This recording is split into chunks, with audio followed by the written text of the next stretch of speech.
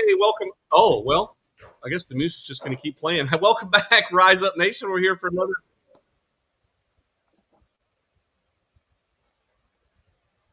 Something is happening. Are you hearing that? Are you hearing me twice? Now I can hear you again. Wow. Wait, now this is very strange. It's playing. Are y'all hearing an echo or no? No. I'm going to remove myself. You guys just get to know each other. I'll be right back. All right. Lawton, how you doing? How's it going? Hanging in there. Wonderful. Planning of said business.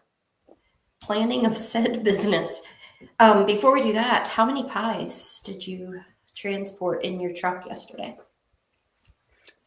I think it was somewhere in the 80, but I lost one. We had a casualty in the parking lot of the office, and there is still. Did you do what I said to do? What did you say to do? Because probably not. There are a few people on here right now, but I'm getting like echo back and forth. I'm going to end the stream and start it over. Okay. You guys will have to come back on. I hope. You know what? If I do that, I might have to create another link. I don't know. Why is it doing that? I'm just going to remove us and we'll come back in. Just one second. You guys that are there, stay there for a minute.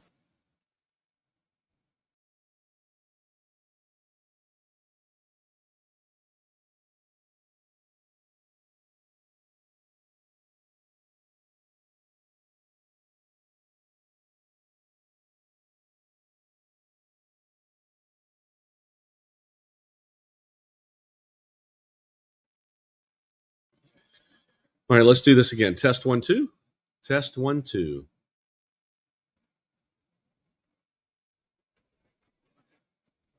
Wow, this is so frustrating.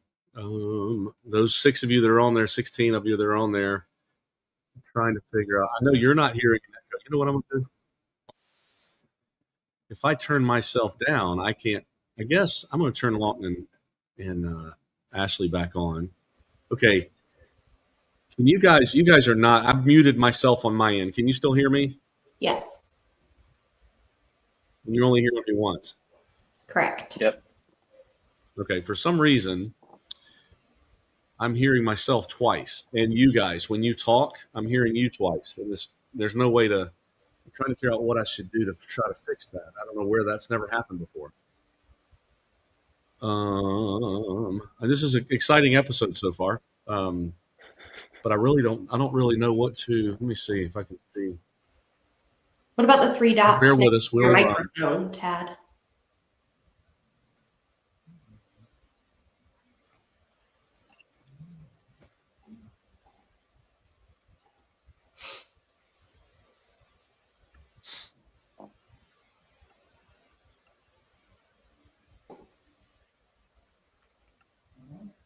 Test 1, 2.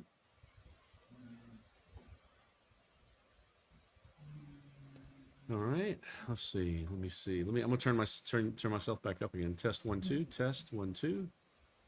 Let's see. I'm gonna turn myself back up again. Test 1, 2. Test 1, 2. Now I'm getting you twice. Test 1, 2. Test 1, 2. You know what? I know why. Now I'm getting you twice. Test 1, 2.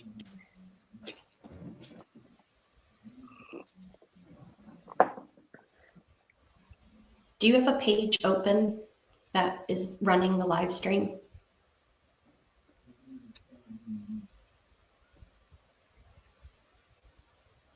I don't. Can you still hear me twice now, or you still get me once? I've got you once now.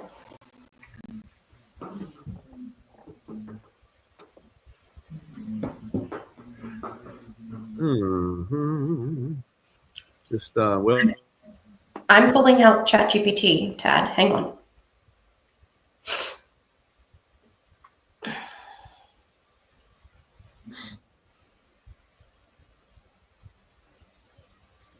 The only thing I did was I had my headphones on at first, and then I turned them off. Are they still connected to your computer? Let me see. In the Bluetooth?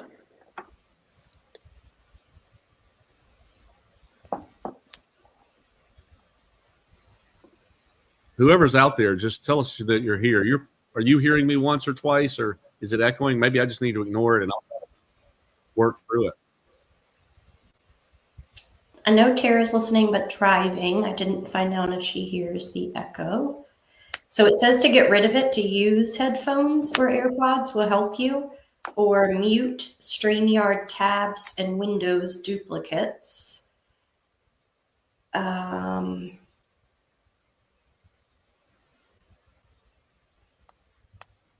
also open your camera and mic setting on StreamYard. Go to audio and turn on the echo cancellation, and that might fix it also. And then close any tabs that have StreamYard on them. Make sure I haven't. I'm sorry. Just be okay. Eric says it's not echoing for everybody else.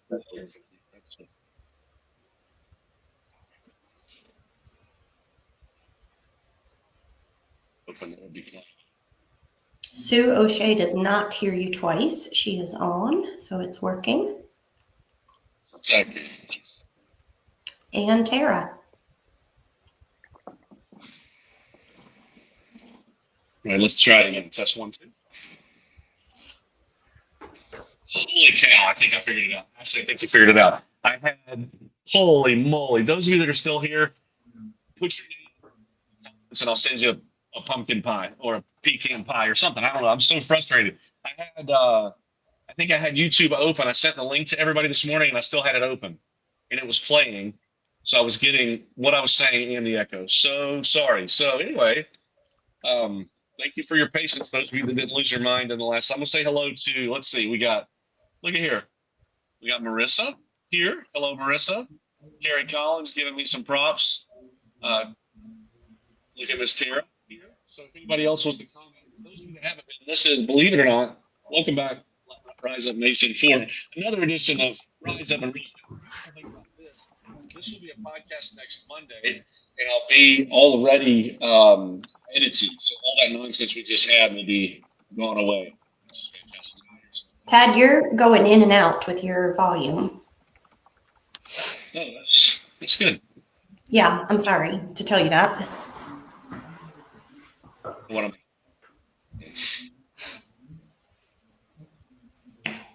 Allie Ferrari, you had me at pie. Me too. Me too. That's good. If you think you figured it out with the YouTube thing, I would get rid of your headphones because I think the mic is a little bit hard down there where you are.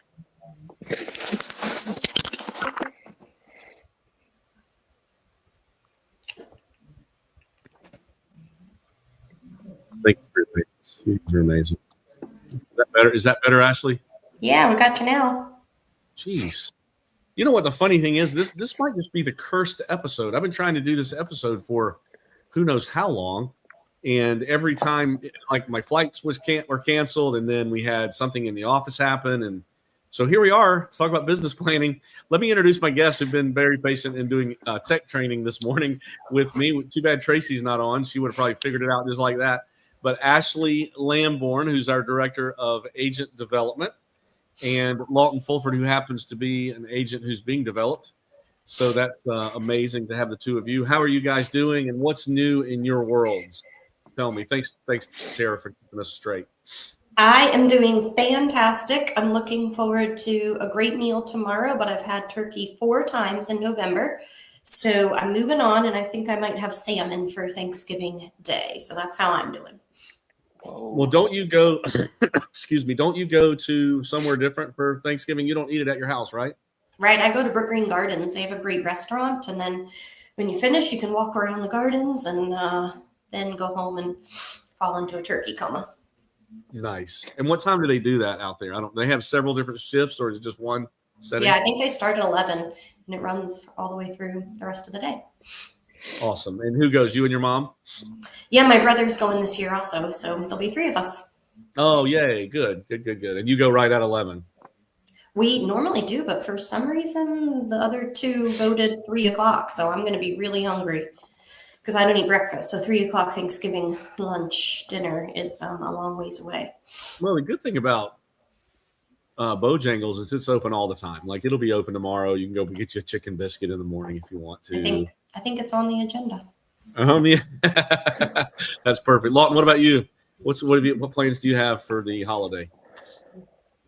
Not a ton. We got some family coming to town, but I've only had turkey once, so I'm still looking forward to it as of right now. But yeah, I'm going to try my best to not eat a ton today or tomorrow morning so I can enjoy myself. I thought the theory was like there's two sides of this. If you don't eat, like Ashley, you're not going to, if you don't eat till 3, and I do this sometimes, we don't eat until 1. When I don't eat, my stomach can't eat as much. Like, isn't there something about you stretch your stomach and you can put more in there? So you eat, like Lawton, if you don't eat today or tomorrow or today, you're not going to be able to get as much in tomorrow. So why don't you go ahead and eat today and make room? Is that the American way? I'm not really fake news. I can eat it all. I'm not really worried about getting more in my stomach. The plan's kind of to enjoy it, but not have a ton in my stomach. So it might actually work. Who knows? Gotcha. Hey, Deb, it's good to see you. Deb is our representative with Children's Miracle Network. Thanks for all that you do. Jeremy Blanton is here. Interested to hear what he's doing for Thanksgiving. I'm sure he's an incredible cook. He says no turkey coming his way. Seafood pot. I knew Jeremy would be doing something different. And then Marissa says happy Thanksgiving. Marissa, were you the one? I'm sorry if I'm putting you on the spot here. Were you the one that told me you had a baby really early and was in the NICU? No, wait. You haven't had a baby yet. Somebody else told me this story, somebody new to us, and I was telling them how great it was going to be paired up with Children's Miracle Network. Sorry, Marissa, I wasn't trying to foreshadow for your pregnancy down the road. And Carrie's never had a problem eating, sadly. Well, you should eat happily. Don't eat sadly. I'm glad you shouldn't eat sadly. Today we're going to talk. This is a popular time of year, and Ashley, I was we talk so much, like at our company, like you tell me if I'm wrong, that we're kind of driven. We talk about business development and business planning and the life you choose and our mission statement. At least I feel like we do. We talk about it all the time. Mm-hmm. That's what I remember. She was a NICU baby. I remember now. Weren't you like 23 or 24 weeks? And yeah, now I remember. So she's going to love going to the hospital. Deb, she was a miracle baby. And now she's one of our agents. Deb, meet Marissa. Marissa, meet Deb. That's so cool.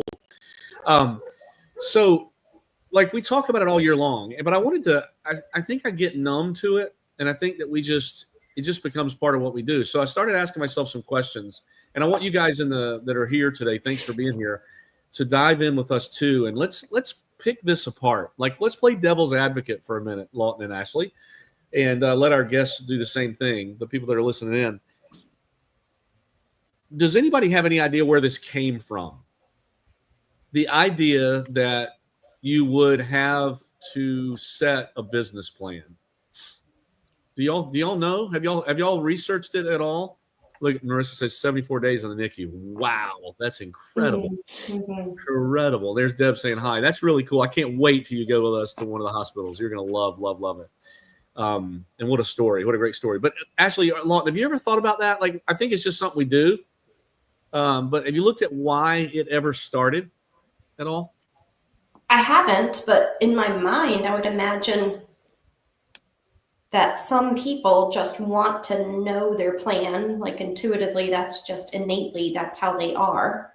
And then people saw that those were the people having the most success and started to have conversations and say, well, I have this plan and this is what I follow every single year. I mean, that's what I would imagine happened, but I hope you have a better answer. So, and you're going to teach me. What about you, Lawton? Have you ever thought, if you're brand new to this, like you're a year in and you were in college, did y'all talk about it in college? Like, when you got out, that you should make a plan. Let me just be clear. Like our mission at our company, and it's different everywhere, but for us, we're trying to empower agents in exactly this, to build business they need to live the life of their dreams. So it is business planning. If you join our company in March, you're going to meet with Ashley. And you're going to go through this. If you meet in August or November or wherever, that's part of it. But Lawton, when you were in college, was that part of your thought process? Was I'm going to go out and I've got to figure out what I want to do every year, and I'm going to make a plan, and it's going to turn into daily activities. Did you? think about that or talk about it at all? I'm curious. No, because I didn't really know that I wanted to do real estate until pretty close to the end. But I think I realized that successful people generally have a plan. So I like what Ashley said. I've never researched it, but I like the idea that someone was doing it and other people realized that's who was succeeding.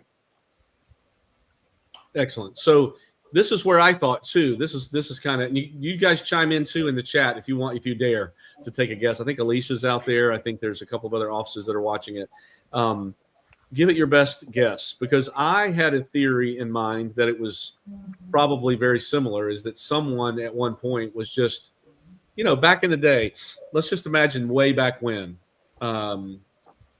We're just having this great introduction of Marissa and Deb, aren't we? You guys are that's the reason we do these episodes. I love it. Did farmers have a business plan? Did cavemen have a business plan? Like where did it all begin? I'm trying to think back to prehistoric times, like long time ago. Like Mandy watches some crazy shows, and there's, on Netflix where there's, they're working in a, trying to find oil or gold or bronze or whatever, and they're just chopping away every day. And is there a plan? Like, when people farmed, was there an idea of I need this many crops to make this much money?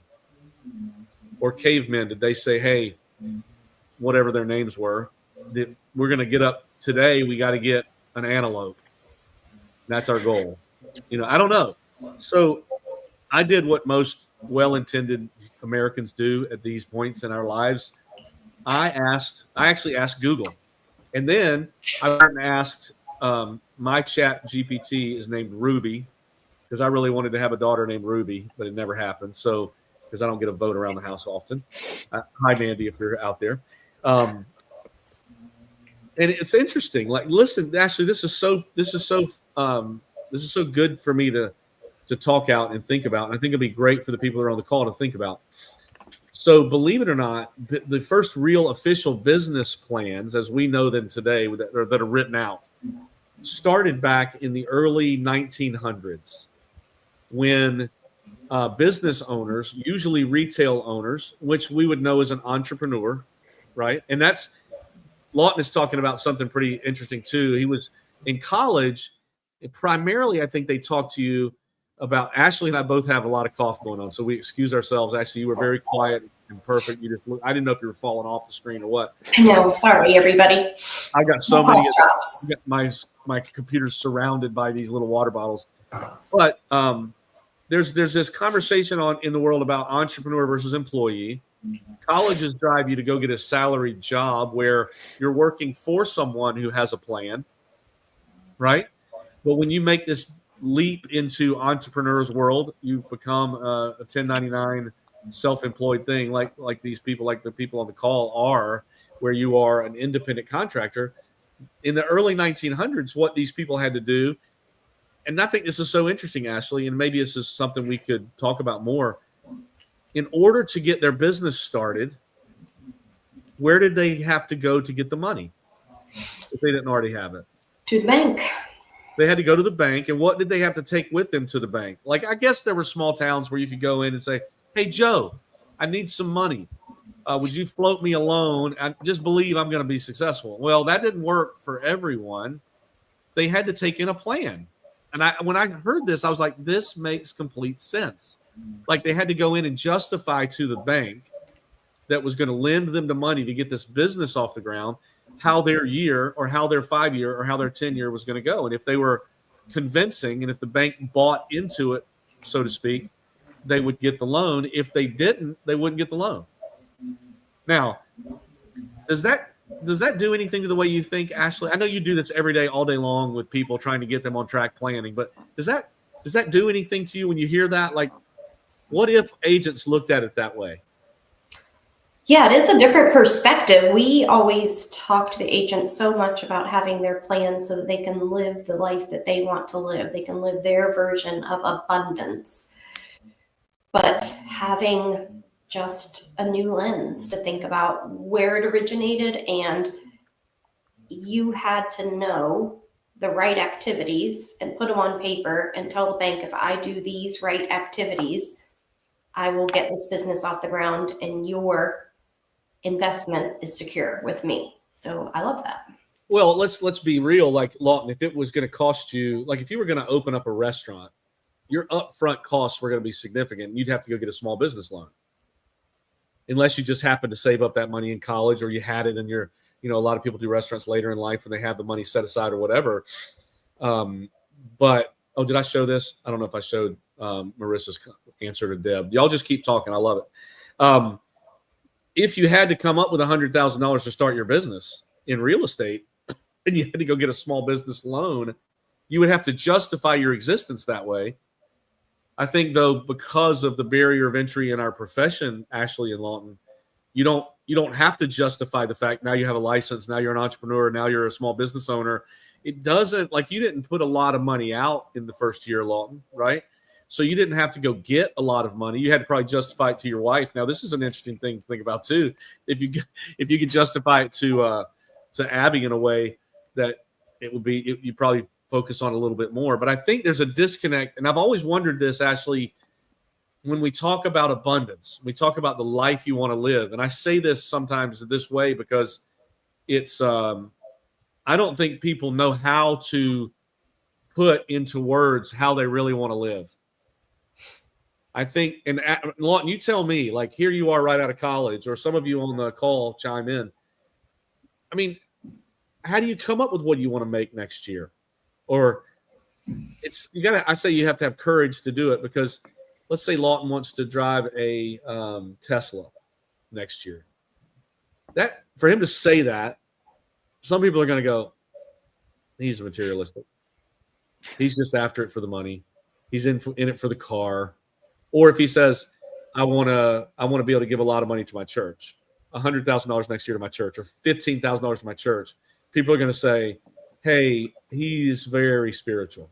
And they pigeonhole him that way, and they start talking about it. But I think this, like, if we could teach people to go into this exercise with justify what you're going to do next year, such that that money that you're going to get, that I believe in it enough that I would give you that money up front. What if we did that as a real estate company? This is crazy, but what if somebody like Paige would sit down with us and say, okay, this is what I'm going to make next year. I want you, and then she shows me her plan, and she says, I want you to give me that loan up front. Right. What if that happened? Like, what if you wouldn't you plan better, or wouldn't you work on it harder, or wouldn't you'd be able to verbalize it? You'd be able to talk about it. And here's a whole other thing, Ashley. What about the accountability of that? You're a small business owner. You're opening a retail store in the early 1900s, and you have to convince the bank to give you this loan. Do you do your daily activities if you know you got to pay that loan back? Mm-hmm. I don't know if this is making any sense to anybody else, but for me, this was the disconnect that I've been missing. There's no accountability in what we do.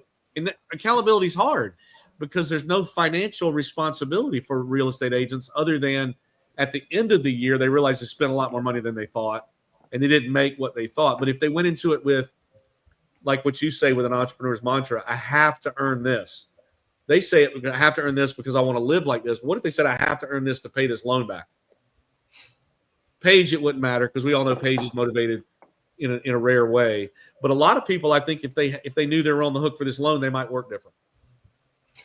So one of my favorite parts in sitting with agents to do business planning is having them come up with their financial target, which is not just food on the table and roof over your head, but it's also, what are the dollar signs that it takes to live an abundant life? Let's put numbers. If 3 vacations a year means that you feel like you're living abundantly, let's decide what a vacation costs and let's put it on to that financial target. And when we sit down and they share with me what that number is, and if they say, I added all of this up and my abundant life is $107,000 a year. And I will ask them next, so if you at the end of the year make exactly $100,000, how do you feel? And some of them will say, I failed, that it's not okay, right? And they have that hard line. But some of them will say, well, if it's my first year, second year, third year in the business, I still feel like 100,000 is a successful year. I'm still going to count that as a win. And I keep asking until we uncover a number that all of a sudden is not okay. And they go, that's not okay anymore. I now can't take care of my family. I can't just do the roof over my head and the food on the table part of this equation. And so I will then continue the conversation and say, well, you just negotiated away the vacations and the other things that you told me were your abundant life very fast.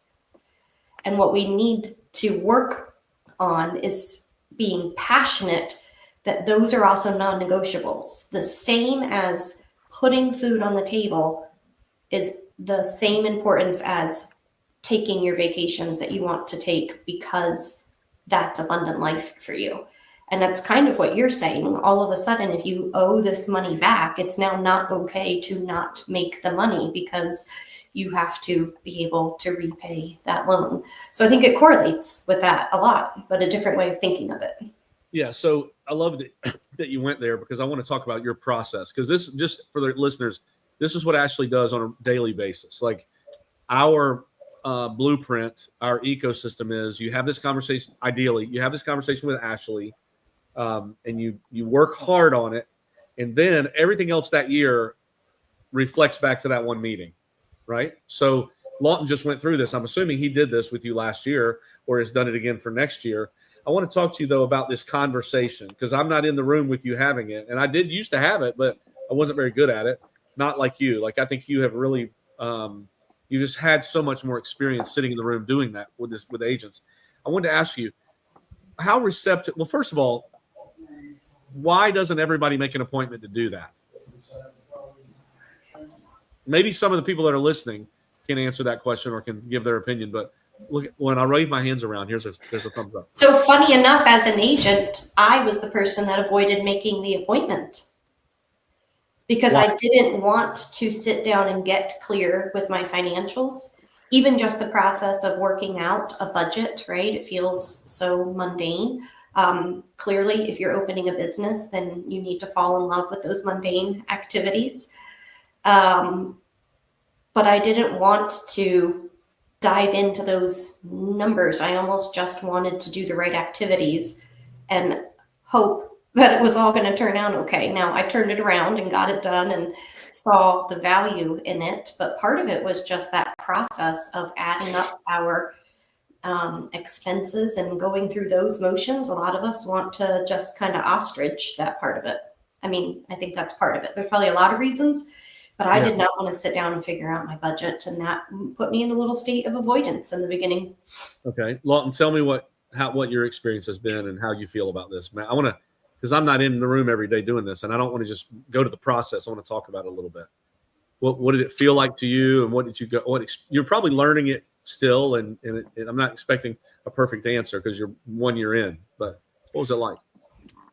Yeah, well, I can already tell that year 2 of doing it is going to be so much more impactful and like evident just because I was right out of college. I didn't know what I was going to have to spend a month. I didn't really have like, you talk about looking back at what you spend in your bank account or your credit card statement. Like I had a meal plan. Like it's totally different from real life. But I tried the best I could to set it at what I thought would be relevant at the time. Wasn't married. Totally has changed since then. But like what I set, I knew even if all these crazy things happened, like it was going to be what I needed to fund my life and my business. And like when we get down to the connections you have to make a day, like I stuck to that. And the main reason I felt good about it is because I realized I'm going to have no idea what to do with my time starting out. And I'm going to be all over the place.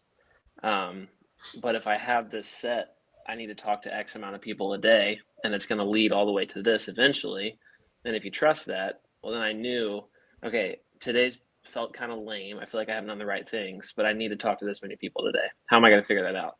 And like, that's really what I stuck to. And the numbers I made first year were eerily close to what I set on the first business plan. But I can already tell like year 2, I know so much more about this is what it costs to live how I want to this month and this year. Cause it's definitely hard to say those things like Ashley's talking about, like say you have 3 trips on the calendar, but then if in the back of your head you're thinking, well, if I don't make enough to go on that 3rd trip, I'm fine. But like, why not put it there? Because now I have seen that it's possible. If you put that number there and you do it, like it works. So I'm really excited about year 2 doing it, where I know so much more of the back end and actually have seen it come to fruition.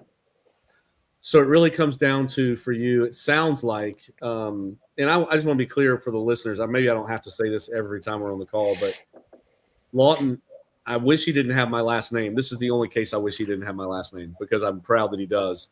But he hasn't gotten any handouts or any favors. He's just worked the system, and I want you guys to trust me on that. Ashley can echo that. I've really stayed out of it, probably to his benefit. Oh, did you just take your last name off of there? I appreciate that. Yeah. That was amazing. I'll take mine off real quick. And Ashley, don't change yours to my last name. Then we'll have so many questions. This is going to get very messy very fast. Yeah, very fast. She's fired again. Yeah. But so it sounds like it's not simple, but you said a couple times, it really does come down to the daily conversations and getting better at those. Having those. What? Like, I think it is simple. Like, the gist of it is simple. It's not easy to do every day, but the way that Ashley has it set up and that you can get it set up can be super simple. Like, the business that we run is probably more simple than a lot of other businesses you could run. It's not as easy because there's not always people. Like, if you have to talk to 4 people a day, that is a lot harder than you think it is to have a significant conversation with them. But I think it is super simple. I just think it's really hard to do it every single day. So I think that was really insightful. It is simple, but it's not easy. And I find myself repeating that to agents frequently, and that's spot on in my opinion.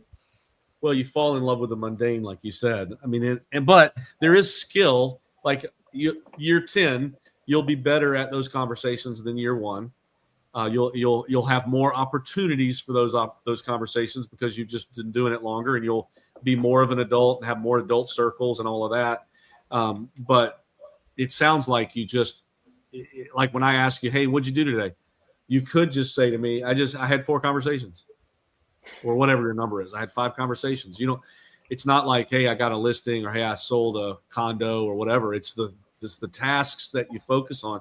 So it baffles me more, Ashley. Like, I understand your willingness or your unwillingness to have the conversation initially because you were kind of deflecting that, right? And there's probably a little bit of that out there. I think there might also be people in the world that I can't help but think, if you don't do this, well, I mean, if you were going to open a small business, you walked into a bank and you said, I need a loan. I don't really have a plan, but trust me. Mm-hmm. I'm good at this. I can talk a lot. I've got a lot of people that know me. I've got the market is good. I mean, the market's been good. It's going to be good. The history shows the rates are fine. Just give me the money. I think a lot of people just are okay with whatever happens. It sounded like you were good with doing the daily activities in your mind, like you were going to dive into the vital activities. Mm-hmm. But then at the end of the year, you were just going to say, hey, where'd that get me? Yeah, I think so. And it wasn't an avoidance of doing the work. Right. I was all in. I was like a sponge. I wanted to learn everything about open houses or talking to a for sale by owner or, any of these activities that were going to lead to finding other humans that needed my help buying and selling real estate. I was all in on that, but I was at first just kind of tackling it a little blindly. And I think the other half of that is sometimes being afraid to give ourselves permission to picture what we actually want.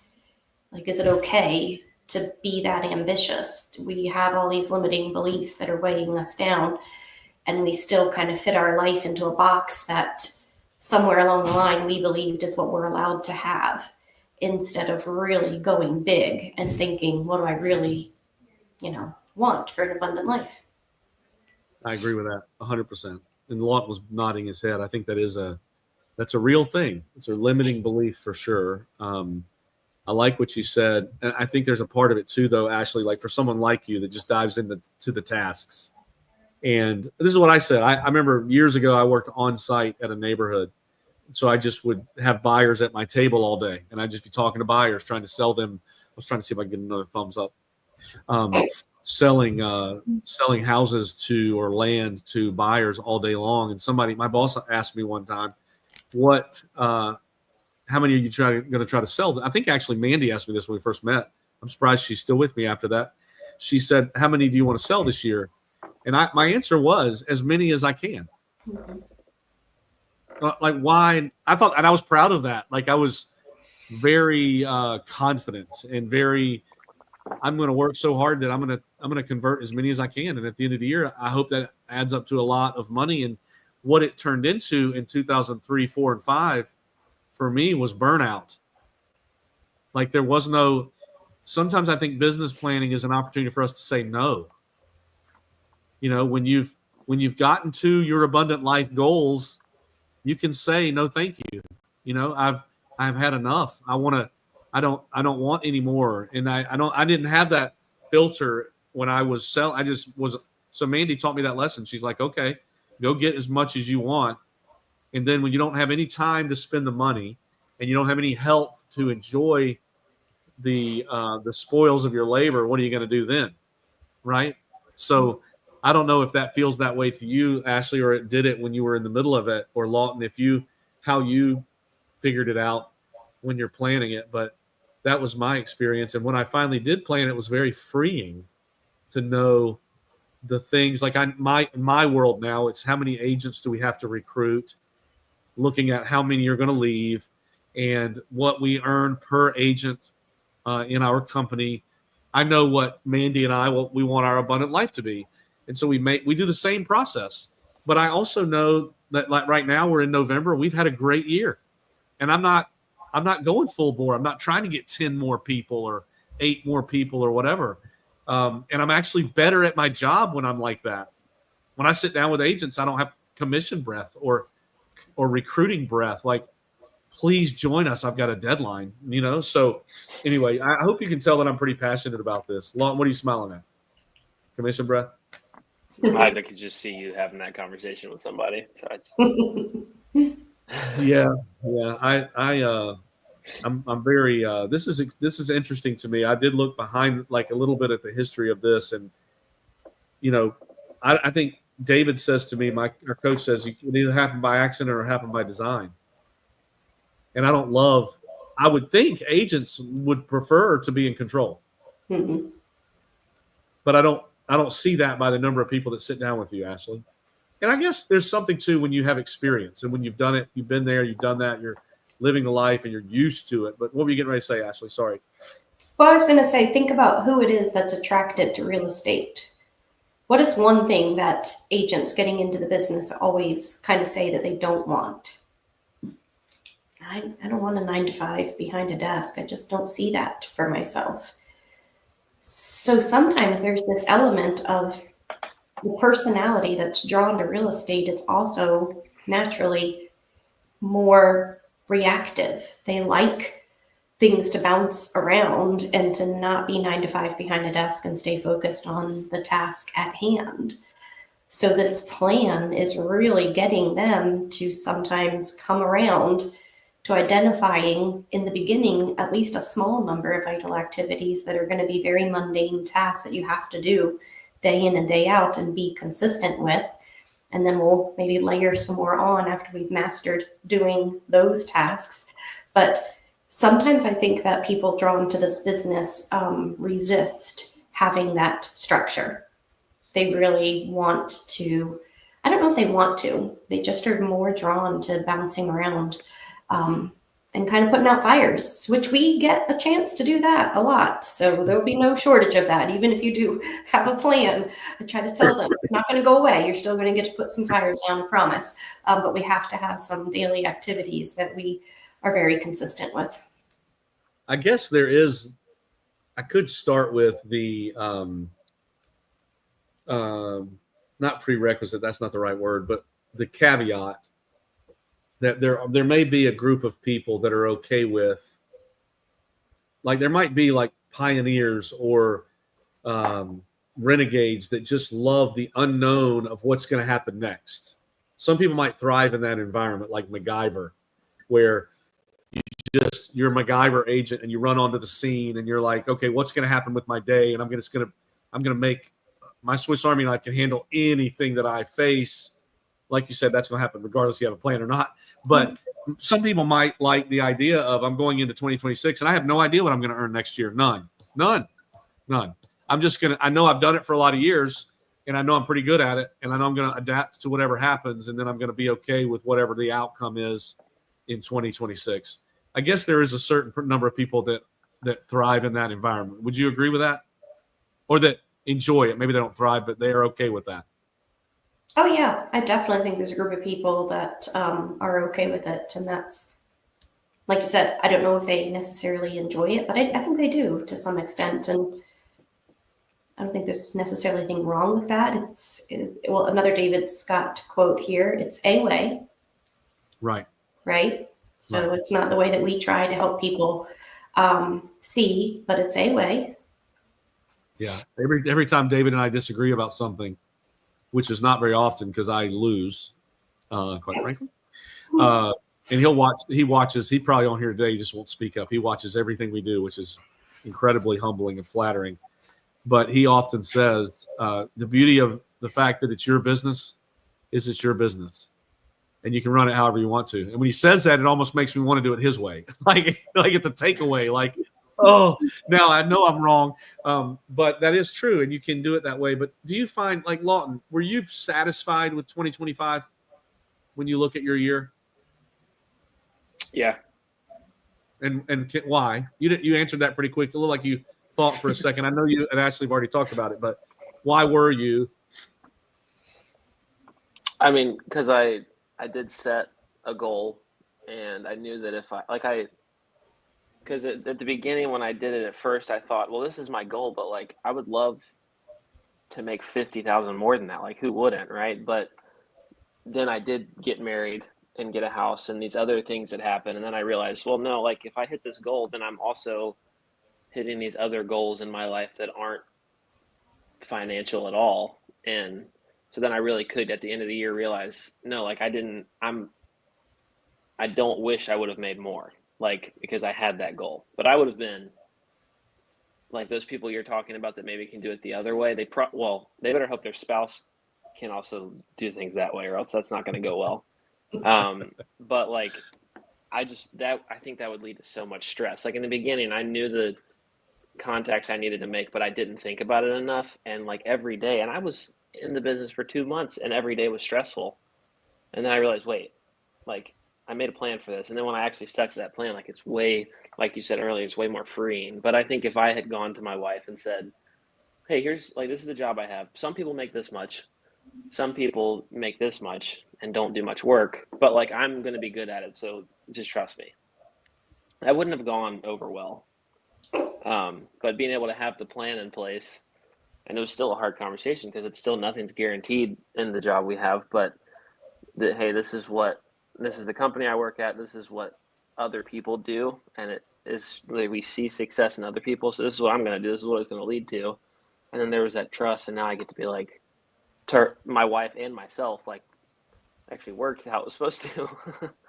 So yeah. So what a great testimony, Ashley, for somebody like Tara to hear, if she's still on here, for somebody like Marissa to hear that. And I see, I'm not going to call you out, but I see Kelly Naffel, Kevin, Elena, Ryan. I see a bunch of you on here. You're happy to jump in and ask a question or make a comment. But for you to have a case study, and I know you have a bunch, but here's a case study on the call who just said 2 months in, I was stressed out, but I knew I wasn't doing what I needed to do. And so when I started doing what I needed to do, it allowed me to trust. And then guess what? David says this: your success is inevitable.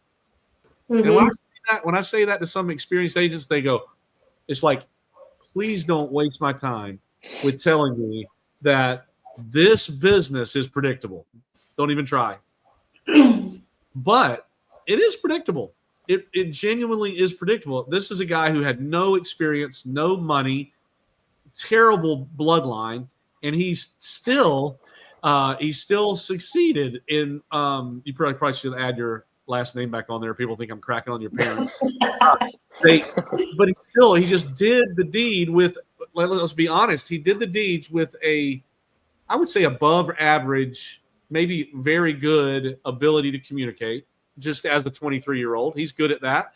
People trust him, I think, naturally, but he doesn't have a skill set in that. He hasn't learned how to negotiate yet, or how to be. Although he did say some things that kind of surprised me. I don't know if they were Ashley-isms or if it was him, but I think he'll get better at that over time. But here you had a guy who didn't have any skills, no money, just an average guy that came, and I'm saying this all with love, of course, but he came on the scene and he just did the daily tasks. And guess what? I mean, I don't know if he was surprised or not, but when he turned the calendar to the end of the day and he sent back down to Ashley again at the end of the year, and they're talking about what his goal was and what he achieved, he said it a few minutes ago, it was eerily close. That sounds exactly like inevitable. There's a lot of confidence in me. Yeah. Well, I think it's because this is not how people think. Like, I just think, I don't know. We do this with our health. I do this with my health. I gamble with my health all the time. We gamble with our careers as independent contractors. I don't know what's going to happen. Maybe it'll be great. Maybe it won't. And that's why I think, Ashley, in this day and age, when you hear some people say 2024 has been really hard, or others say 2024, I've been pretty good. I did pretty good. But it has something to do with the plan, and it has something to do with daily activities.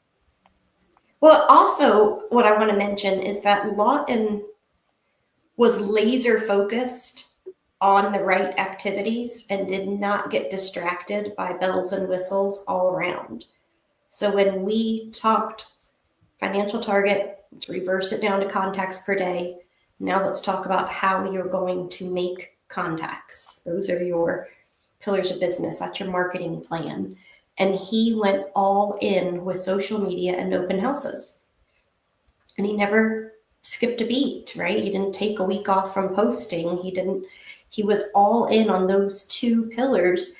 And his content on social media from day one to where it is right now is just leaps and bounds better because he's becoming more efficient and proficient in that pillar. And his process for talking to people at open houses during week one is completely different than what he is able to do now. So he's more efficient and proficient in that area as well. So this next year might introduce another pillar of business. But he didn't get distracted with, well, I don't know, this guy over here says that mailing postcards works. So now let me go see if I can add that in to my pillars. He just went all in on what he was going to do for the plan for this year, to have conversations, and made those processes smooth and running like a machine before he wants to add another process in. And I think that that's hard in real estate because everybody's got the next best thing for you. Shiny object to wave out there for what's going to work. And I tell people when they sit down with me, here's an example of 20 pillars of business. Every single one of them works. That's why it's on the list. It's just what you're going to do consistently is what's going to work for you. And that's what Lawton did exceptionally well, in my opinion. Yeah, I agree. And I think it's easy, though, there is something to staying on top of it. Like, that's what accountability is, which we haven't talked much about. And that's what a regular check-in with your checks and balances. Like, if that bank loans you the money, like that small business example, you have check-ins. Like, they're not just going to say, in 5 years, I want to see something. You have to pay a payment every month. You have to check in and make sure that you're doing what you said you're going to do. And I think you can't just set a business plan and go, okay, let's see what happens December 31st next year. I hope I get it. You got to check in. But checking in doesn't mean I'm had a rough month, I'm going to abandon ship and go to all these other things that now everybody talks about, because our business is the worst about there being something great. As a broker owner, I feel it every day. Are we doing the right things? Because I see somebody for a minute having success doing something else. But to stay laser focused is so critical. And, and being better at those things. If you're going to, like David says, go deep, not wide. If you can go deeper, if you can become really good at, but you helped him pick, and I think that's how the process goes. You helped him pick the right activities for what he was good at. And then when we layer on top of it the Abelson assessment and the motivators, which we're going to do, it changes everything, because then you don't do the wrong activities. You're not assigned. Like if I gave Mandy Dunlap and said social media is your one of your pillars of business, that's crazy. She doesn't even have a Facebook page, I don't think, or whatever. Like for me, that would be crazy. But for him, it made a lot of sense, right? So it's interesting when I talked to Chat, because I was just having a conversation with Ruby. I don't know if you know that I can do that, but Ashley taught me that. And she said today, I like that you call me Ruby. I said, well, I asked you if I could. And she said, yes, that's fine. So it was like I was sitting here with a friend. It was really strange. I asked her, back then when a business would get a loan, they would go to a bank and they would show their business plan. How were they coming up with how much money they needed to make? Like what their financial goal? What was it based on? And even Chat was confused. Like it didn't, she said, well, Ruby said sometimes it was based on what they wanted to do with their life. Sometimes it was just based on a goal they might have personally. And I think that happens in our business too. We get clouded by club levels, or we get clouded by comparison. Like it'd be real easy for Lawton to walk around the office and say, wow, I'm a year in, but so is so-and-so. I want to beat that person. And then competition's fine. But unless you're living the life you want to live, it all doesn't make any sense to me. So the conversation, we got to get better at getting people to be honest. Like Marissa, I hope you're still on here. And I know that Tara has been on here. A lot of you are on here. Ryan, you're excellent at this. But don't be afraid to say, hey, what I want to do. Ashley, do you often have people that set that goal and y'all have to talk about how unrealistic it is the first year or next year? Sometimes, and that I find hard to do because I don't want to crush anyone's dream for that goal. But sometimes there are numbers that, unless there's going to be, I don't know how to explain it, like an extreme investment probably of time and money right out of the gate. A lot of times the new agents that I'm talking to, it's a big investment of time, but it's not necessarily a big money investment. I don't know how to answer that question, Tad. I really threw a curveball at me. Well, sometimes there are numbers that I feel like if this is your first year in the business, maybe I'm the one that doesn't believe. I'm sitting there going, I don't know that we're going to hit that number our first year in the business. We have to really get clear on what you're going to do to jumpstart this and hit the ground running. Well, I agree, because I've had conversations with people that when they told me what they wanted to do, I was like, that's not going to happen. And then it did happen, so there is the possibility. But when I asked the question out loud, I think I answered it for myself. I think the spreadsheet tells the story. You don't have to, because I bet if you're too ambitious, because here's what I think happens with us. I'm very excited about this. And I think when I talk to a room full of people, they get very excited about it too. And then they run in like, I'm going to take 3 vacations and I'm going to buy a car and I'm going to pay a charity and I'm going to do all this. And then they want to make $1 million. And they're like, I can do that. And then you realize that really in the first year, that's going to be hard to do because you're going to have 35 contacts every day or something crazy like that the spreadsheet tells you. So I guess that's why it's so scientific. I told someone yesterday, this is an art and a science. There is, you do, Ashley, don't you? You look at, that's what Lawton's going to get better at, conversion rates. Mm-hmm. Like how many appointments you had and how many people actually bought into you, how many conversations you had and how many people actually converted to your database or whatever. And there's also, so there is a science to it, but there's also an art of conversation, an art of what do you do to get people to come by and pick up pies or pick up the phone, for crying out loud, or how do you talk to a Karen? No pun intended. When you have that as a client, you learn all of that. So it's an art and a science. But nothing, do you enjoy it, Ashley? Like, you can be honest. Oh, and coming up with their plan? Yeah, these conversations with people. Absolutely. What I enjoy more is the return when I get to hear that it's working. Like doing the task of putting the plan together is very repetitive for me. Like I feel like I could just tape record it and hit play. But then when it starts to turn over and the agents call me and say, I've been doing this and this is working. I had one of our brand new agents, also just out of college, stop and tell me the other day, I have figured out that if I do this many open houses, I'm gathering 1.5 contacts per open house. And so if I do this many per week, I can add this many contacts per week and then per month into my database. From there, those are the numbers she knows because she's brand new into the business. But what she's going to learn, because she's doing a great job of tracking right out of the gate, is now how many contacts do I have to have in order for one to say, yes, that needs my help buying or selling real estate. And so now she'll start to figure out how many open houses do I have to host in order to have a closing, right? Her leading indicator, what she is in control of, is how many open houses do I host. She can't control how many closings that necessarily turns into, but she can control the input, that activity that it takes to get there. And she is brand new and she is straight out of college and really young. And I wanted to jump up and down and hug her because she was really understanding that those numbers are going to paint the picture of what your year is going to look like. Like, it was amazing to me. And I think you, both of you were at the Revolution Mortgage event with me, right? Where the CCU baseball coaches were there. And I use what that coach said now every single session when I talk business planning with a room full of agents. And I don't know all the stats because I'm terrible. We've already mentioned this on this podcast, but I love it so much. I'm going to tell it again.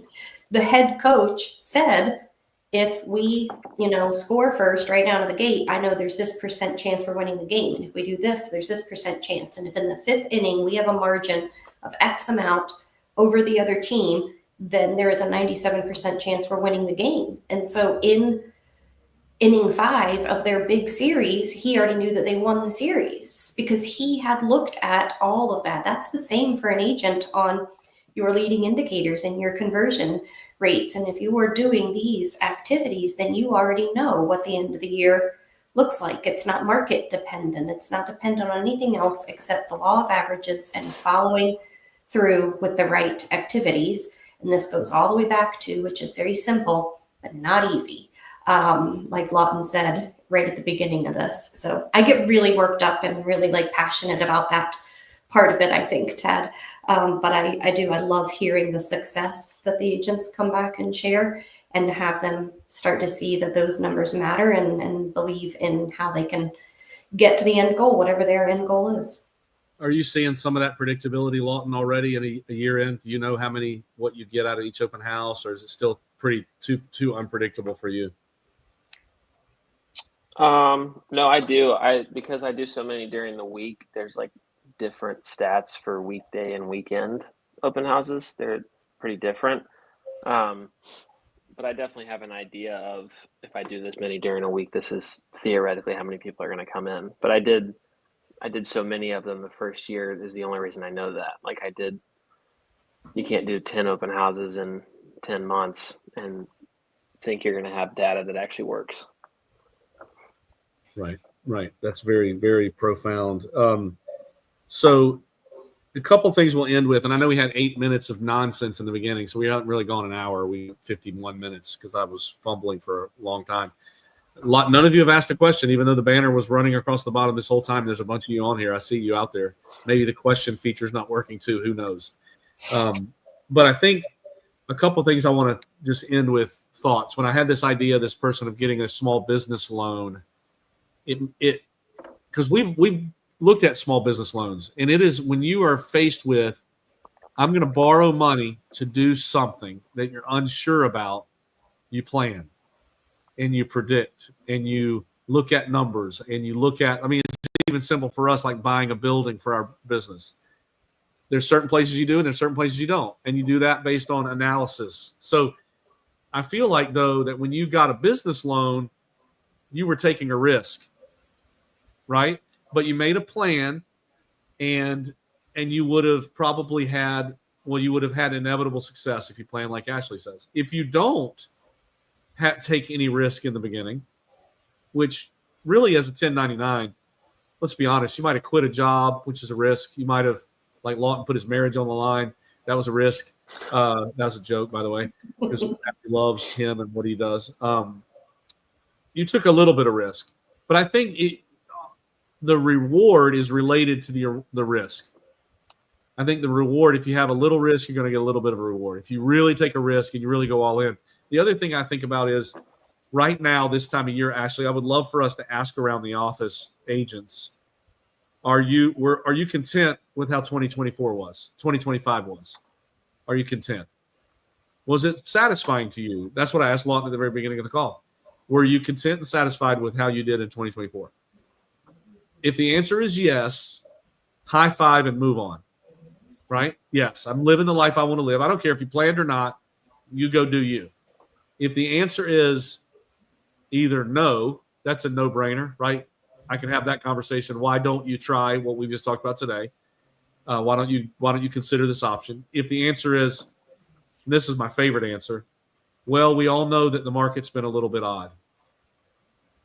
Or if they say, well, if the rates would have been a little lower, or if Trump wouldn't have made Canada hate us, or if Trump wouldn't have charged tariffs to all my clients. If that's the conversation, then you need to be honest with yourself. And I say this a lot, and I'm not trying to be rude, but be honest with yourself in what you control and what you don't.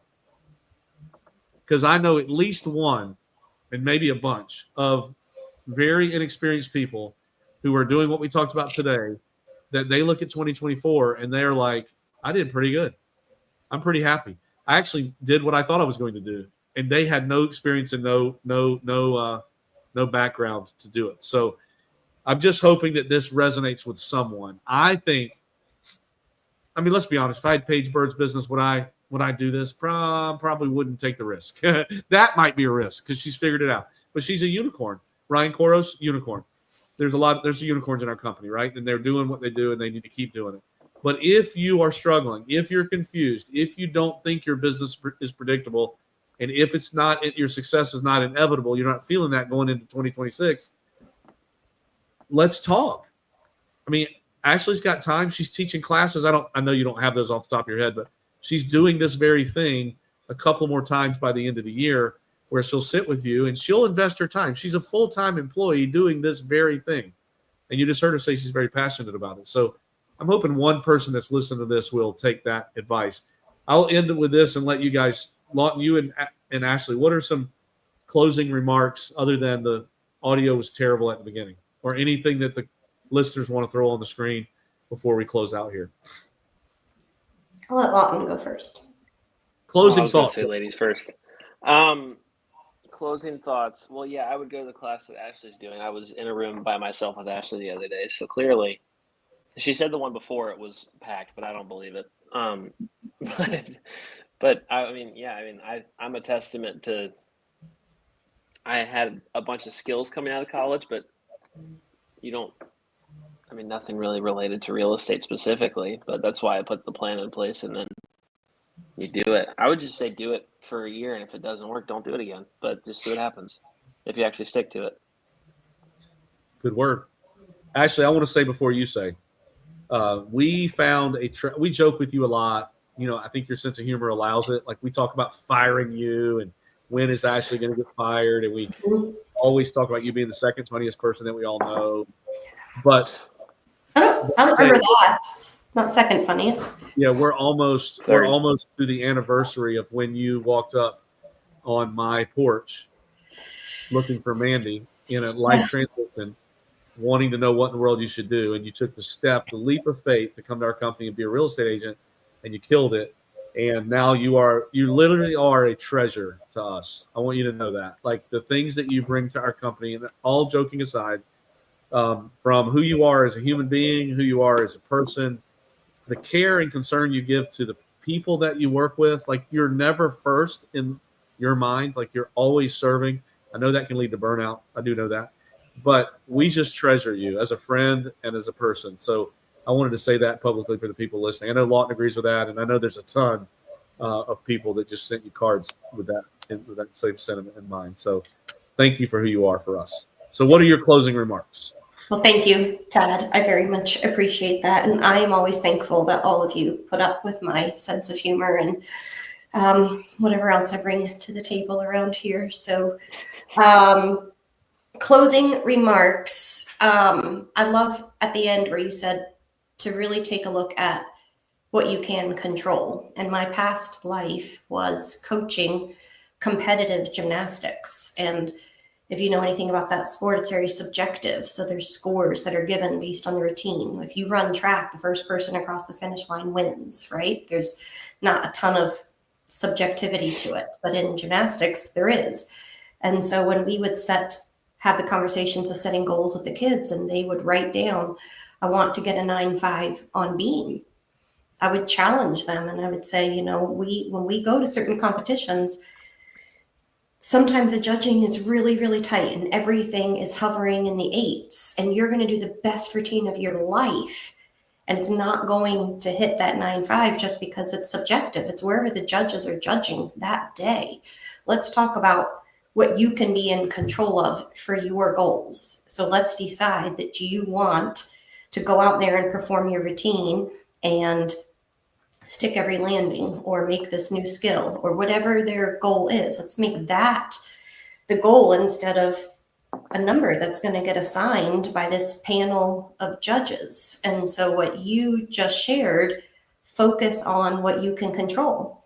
The market doesn't decide. The market's kind of like those judges, doesn't decide whether you're successful or not. You have to really figure out what it is that you get to control and then do that with excellence. And then, like we said in the beginning, your success is inevitable.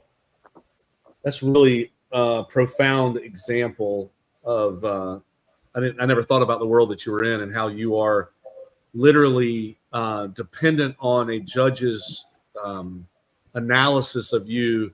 And it could be fair, it could be not fair. It could be strict, it could be lenient.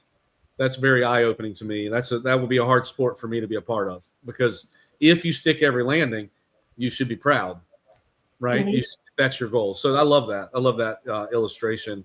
And it's interesting. There's a book that you made me think of. I'll leave it with y'all with this. It's called The Infinite Game by Simon Sinek. He's very well known for Start With Why, but he wrote a book called The Infinite Game. And I've talked about this before, but it says exactly what you just said. Like Lawton, let's say Lawton had just come short of his goals, but he doesn't quit, and he meets those goals a little bit later. This is an infinite game we're playing. Unless we quit, there's no scoreboard, there's no final line. We do put a lot of pressure on ourselves to do us with club awards and awards parties and trophies in this business. We do, and compare. We do give ourselves a lot to consider that is finite. But in the true sense of the word, what we are doing is an infinite game. Client care, helping people buy and sell real estate, achieving our financial goals. If it happens in December, great. If it happens in January, amazing, right? So I think that's a good book to read if you guys haven't. Put that on your list. And be honest, I don't read. I do a lot of Audible. I do know how to read, believe it or not, but I don't listen to very many. So thank you all for being patient with the beginning of this. Those of you that are listening to this as a podcast for Rise Up in Real Estate, you're welcome that you didn't have to listen to the first 9 minutes of this. At Lawton and Ashley, thanks for troubleshooting and finding out what was going on. And this was our episode right before Thanksgiving tomorrow. Lawton and Ashley, happy Thanksgiving. Happy Thanksgiving to all of you that listen in today and hear this later on. I hope that predictably you get to live the life of your dreams next year. And if you want help with that, give us a call. Rise Up Nation, thanks for being here. And we will see you next time. Thank you. Thanks, Tara. Thanks, Ashley.